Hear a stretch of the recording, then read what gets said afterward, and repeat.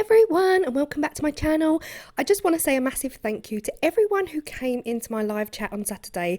I did put my video out as a premiere and it was a last minute decision because I didn't think I was actually going to be at home, but I did put it out as a premiere a few hours beforehand and so many of you came. I think I had around 50 people in at any, and that's the most I've ever had in a live chat premiere, so thank you so much. I appreciate you all. In this video, I am actually making 4 coasters and I'm using some dried pressed flowers. Now, I've had these flowers for the longest time and I figured a spring is here, so we may as well go ahead and use them. I will try and find them, but they will be linked down below. I always have to remind you guys that I do wear PPE. I've got a Ellipse GVS half mask and I fully recommend making sure you guys are safe. These are the flowers. Now, if you remember, if you've been with me a while, I made a cake stand a long while ago. The cake stand was actually sent to me and they sent me these as a freebie. Never got round to using them, so I really thought I really must give them a go. So after I've mixed my resin, all I'm going to do, these are 2 layered coasters, so there is some time involved. They do take time because of course you have to wait, well, it depends on your resin. You can wait 24 hours quite happily and pour the second layer. This resin I'm using, you're good to pour the second layer after around 8-9 hours, but I did choose to wait 24.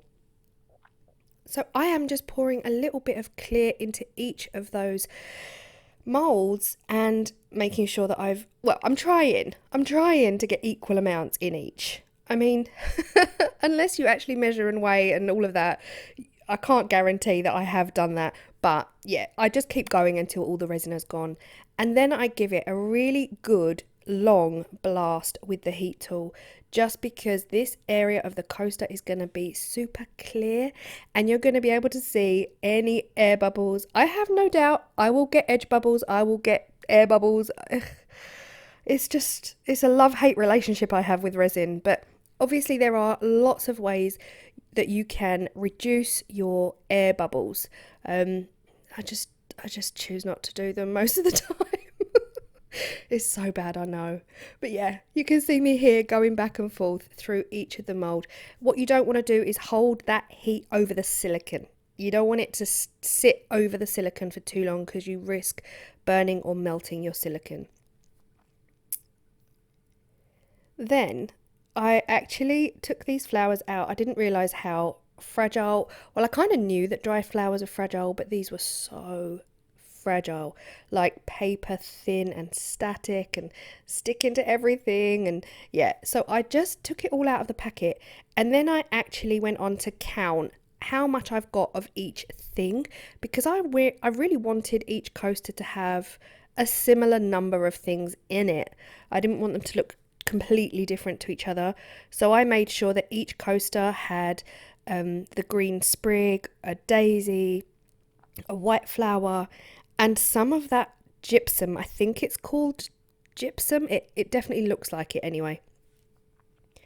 Now, there are so many methods for putting dried flowers in resin. I am not a professional at doing this. I think I've only ever done it on my channel once or twice before. Yeah, I made a pyramid with roses and I actually put some flowers into some key rings. I don't know. There is so much advice. I decided on this first coaster I would coat all of the flowers before I place them in. Now, I have seen people fully dunk their flowers in resin and leave them in resin until it's time to put them in the coasters. I just chose not to do that today because these felt really fragile to me, and I felt like if I did that and tried to then take them out, they would all just break. So in this top right hand corner, I decided coat the flowers, coat all those little sprigs and those little bits and bobs with resin, either directly from the stick or using my hands that are already coated and just giving them a rub over. See this one here, it broke in 2. So already I feel like, oh, they're so fragile. I have to be so careful. And yeah, so that is what I did with the very first coaster. With the second coaster, you will see me moving on in a second. With the second coaster, I decided to put the flowers directly into the resin without adding resin to them in the first place. I just really wanted to be able to compare the difference. So here I am, no resin, placing them straight in. Remember to put them upside down because you're going to be obviously flipping these out and then you need to see the front. So that is what I did with these ones. Yeah, and I just, even the placement, I wanted them to be very similar to each other, but of course I'm not going to get perfection. And you know me, guys, you know me, I do not strive for perfection because I would be disappointed every day of my life. I strive for handmade, creative fun. That is my goal. As long as I've got handmade creative fun, then it's all good. Honestly, there's no such thing as perfection when it comes to resin. And if any of you are watching who are resin artists, honestly, you know resin does its own thing sometimes. You can have a plan, but that's when resin betrays you. It's like they know what you're thinking and they decide to do the opposite. So yeah, that is it. So this is me just pushing them down with the stick, and I go back and forth on a couple of them just to push them down to make sure that the resin comes up and over the tops of the flowers. And then I don't actually remember what I did with the third one, but the one that you see coming up now, I pretty much did the same as I did with the first one. I gave each of the petals a quick kind of coat with the resin. So here I am on the third one, and all I did was I kind of put some resin on the first couple of flowers, and then once my hands were coated in the resin, I then just rubbed everything else between my fingers. I really didn't know what method was the best because everybody has a way of doing it, and that might not be the way that you want to do it. So that's a little bit of advice from me as well. Do things the way you want to do it. If it works out the way you want it to work out, then you just keep doing what you want to do. Appreciate all advice. I always appreciate any advice that I'm given. So if anyone's watching now and you have got the best way to put dried flowers in resin, please. I love getting advice. It depends if that method is going to work for me or not, because right now these are all so fragile, they are crumbling. So for me, resting them in a pot of resin before I put them in, I just don't think it would work.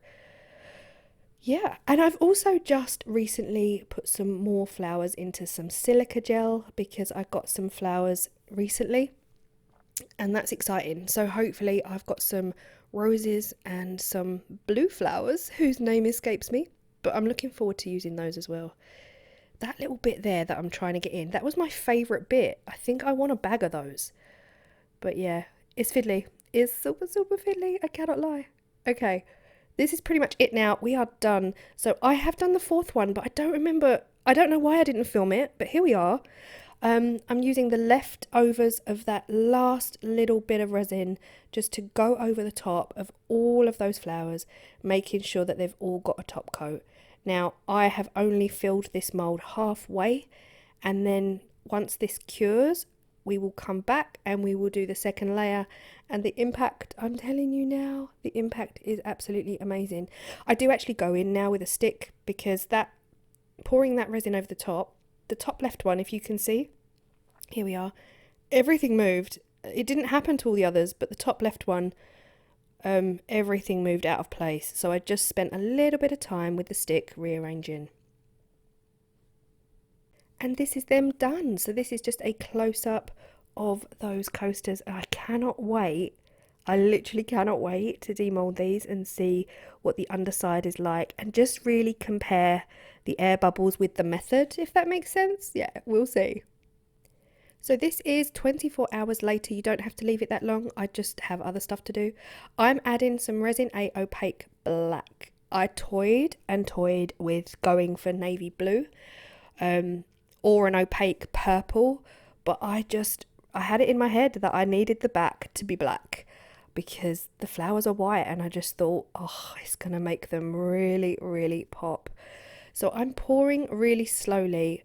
I didn't measure the resin, so I was kind of pouring slowly just to make sure that I got the coverage that I wanted before I really knew if I had enough to do that.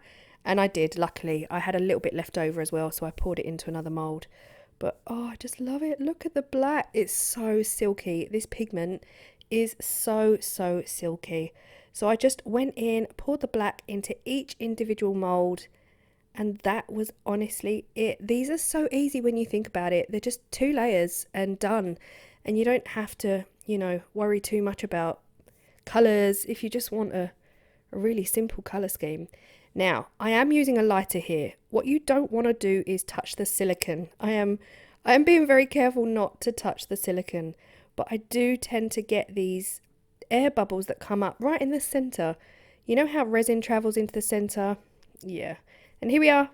Next day, you can see the air bubbles I'm talking about. What I should have done was probably come up 5 minutes later just to have another go with the lighter. But there's a little raised area in the centre of each of these, but it's really not going to matter. And here we go. Are you ready? Oh, yes, and yes. This is the picture I had in my head. This is exactly what I was going for. Forget the placement of the flowers. I mean, some of them moved, and look at that great big air bubble there. Honestly, they haunt me, but still stunning. I cannot even look at that and be mad. I'm not even mad at that one air bubble. But hand on heart, I didn't see much of a difference in the method I used to put the flowers in. So this one here, this is where I put the flowers straight in. I didn't coat them with anything. I put them in dry and I pushed them down with a lollipop stick.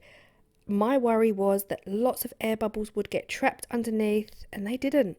So between coating the flowers and actually putting them in dry, I feel like I got a better result putting them in dry. Yeah, really bizarre. I did not expect that, but just look at these. They are so crisp. I cannot. This is why I'm doing a voiceover, because sometimes in reality, I'm literally staring at them for ages in silence when I really should be talking. That one there, that gypsum. Is that gypsum? Does anyone know? They call it baby's breath. Oh, that's my favourite. So delicate. But yeah, that's why I have to voice over, because I'm either screaming too loudly or like, oh my gosh. Yeah. So yeah, you've got voiceover, Claire. Yay. This one here, this is the one where I fully coated everything before I put it in. And look at the way the green bit has gone. It's mottled. It's got this mottled effect. I'm not a lover, and I'm not sure why that's happened, because these have been dried out and they've been in my drawer for 5 months. But still beautiful. And you can see the reflection of my phone, so I'm really sorry about the reflections. It's the time of day and it's lighting and everything else, and oh, love them. I love them. Let me know what you think, and thank you so much if you've reached this far. Just a few things to mention.